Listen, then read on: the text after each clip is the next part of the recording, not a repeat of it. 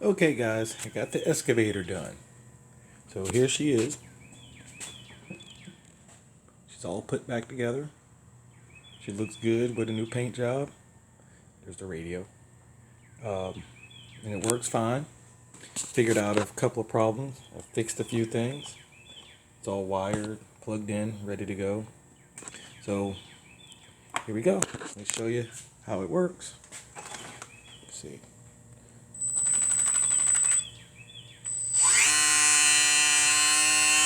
Turning on that's the pump. Let's see.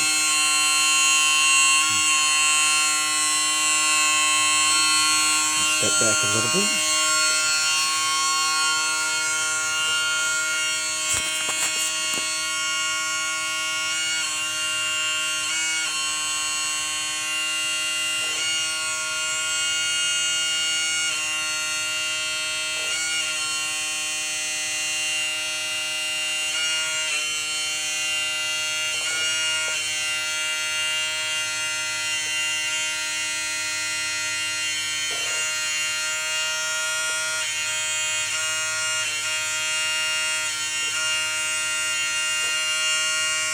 And it's strong enough to pick itself up.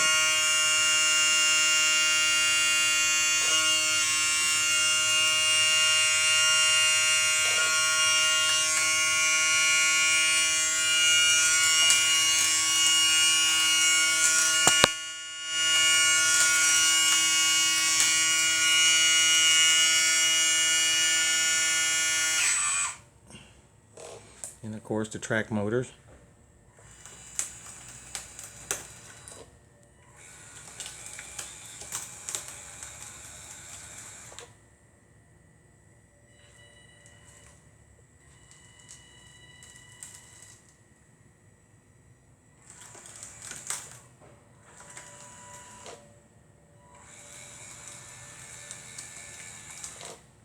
And I got the lights to work again.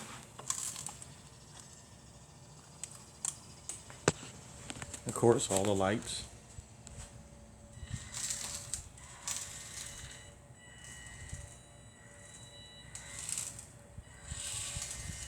So she's ready to go.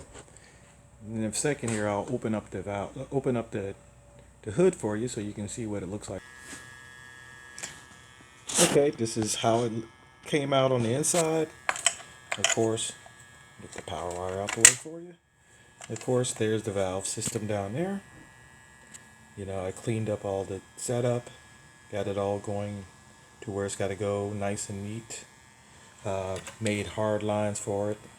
Had to redo these hard lines because the ones I made were too small. And these are the perfect size. Gives nice free flow. You know, again, I didn't want to paint them because me and brass don't play nice together. See, added a little bit more detail to it. You know, I got to go back through and put the glass in the windows, or plastic, but you know, the glass. Got to hook up the fan still, but yeah, I'll wait. Of course, there's the pump and the pump motor. I redid where all the speed controllers for the slew and the track frames were. These are actually way bigger than what they need to be. You know, that little motor and the slew motor here to spin the house is not that big. But this is set up for a 540 crawler motor, so it's overkill, but safe. You know, bigger the better. Don't have to worry about it burning out. Same with the track motors. The little gear motors for the track frames are even smaller, but again, I don't have to worry about them burning out, being so having such a big speed controller. Like I said in the last video, I bolted down the slew ring, made sure it was centered and not flopping around. There was a lot of wires that I had in here that I must have done stuff in the past and taken it out. And like I said, this guy's been sitting in storage for about almost 3 years, so it I don't remember what I was doing or how I did it or why I did it. It's been that long. And also, it's a difference 3 years make because there's holes drilled in this thing that I have no clue why I drilled the holes. That seems to be a bad habit that I have. I drill holes in everything. Because Even the two little dump trucks there have more holes than they need. So I don't know what that's about. But the next thing that I want to do is right now I have the bucket zip tied on, but I want to figure out a way that I can make this a quick connect without using just a 9G servo, because that's what I had before here, and it just opened and closed, went right and left, and it dropped the servo off. I mean, dropped the bucket off. But I want to come up with a better system to keep the servo somewhere in here, hopefully right next to the valve. I might even go hydraulic, like all the big fancy $3,000 or $4,000, $8,000, $9,000 excavators that you can buy. But that's for the future.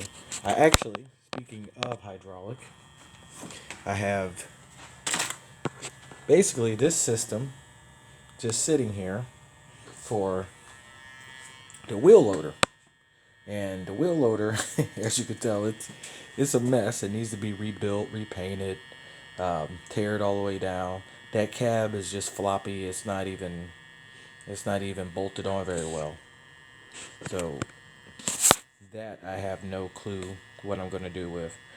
Honestly, I just want to get the hydraulics out of that and make it into linear actuators to make it more reliable and less mess.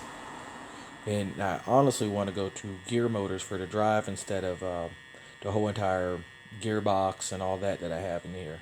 But that's a lot of work and a lot of money, which I don't have right now. But yep, there's the excavator. Later on in this video, I'll show it playing and digging a hole.